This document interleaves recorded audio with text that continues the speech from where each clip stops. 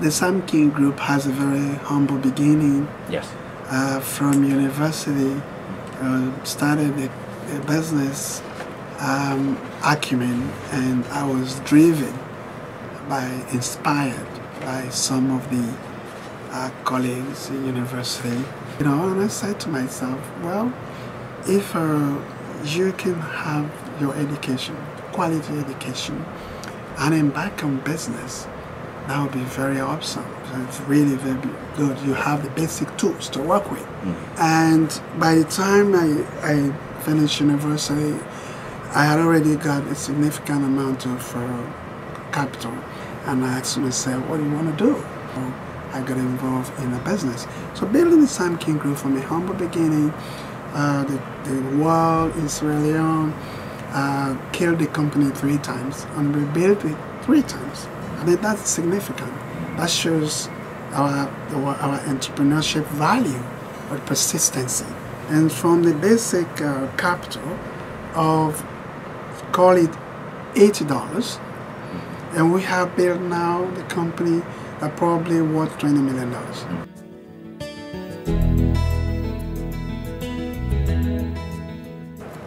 I never want to quit from anything that I get started.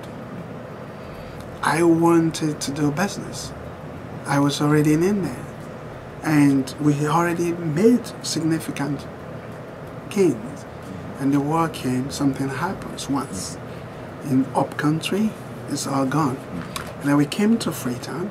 We are selling virtually ice, nothing. And we stayed on.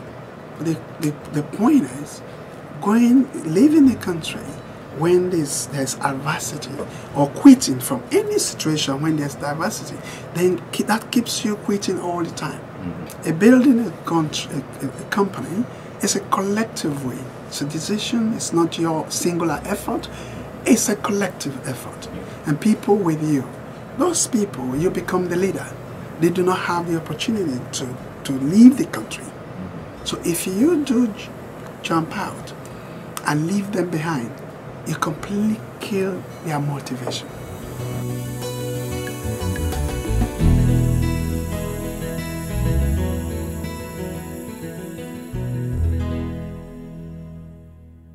Entrepreneurs are not the best of managers.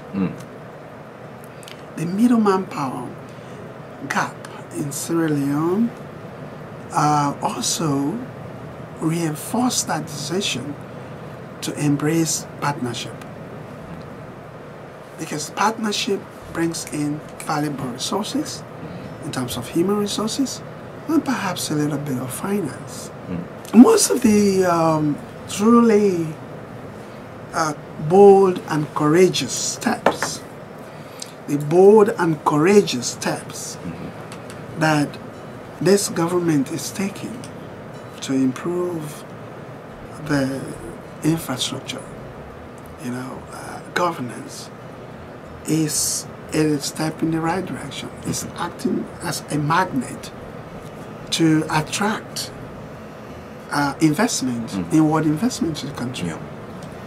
Peace and conflict management is a very much a continuous process.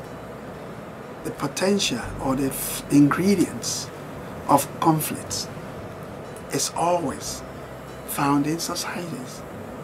Learning from one conflict helps you to manage the reoccurrence of another one.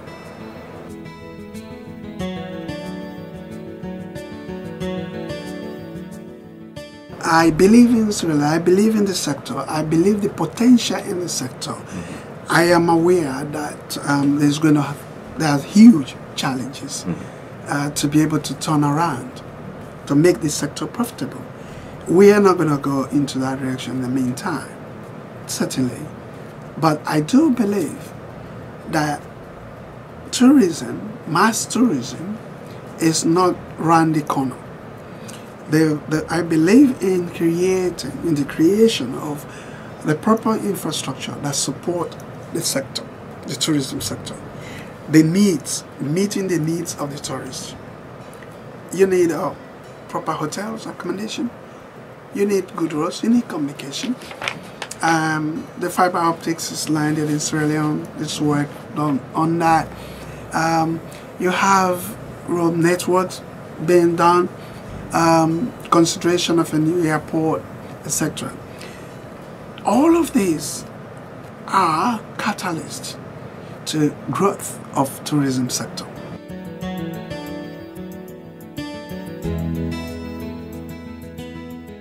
The youth is a potential problem, challenge for Sierra Leone. Yeah. Unlike everyone else, education is paramount. Yeah.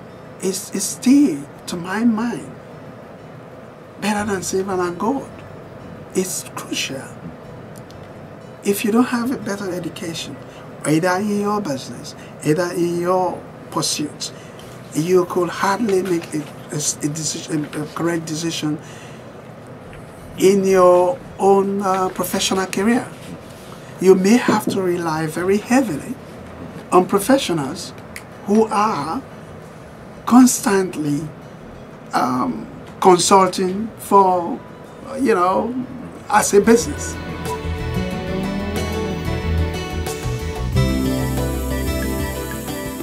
Colonial legacy is awful. No one wants to talk about it. Yeah.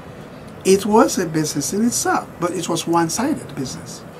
We have moved on, and I don't think we should be drawing into the past. I don't think it's disgraceful. It's many years we have gained our independence.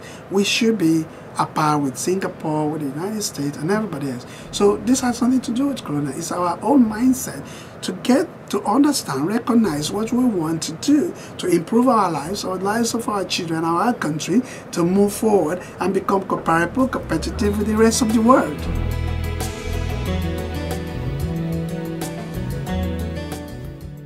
My inspiration came from my guardians, Mr. and Professor Gwyn Jones. This is a family that raised me, supported me with the British family.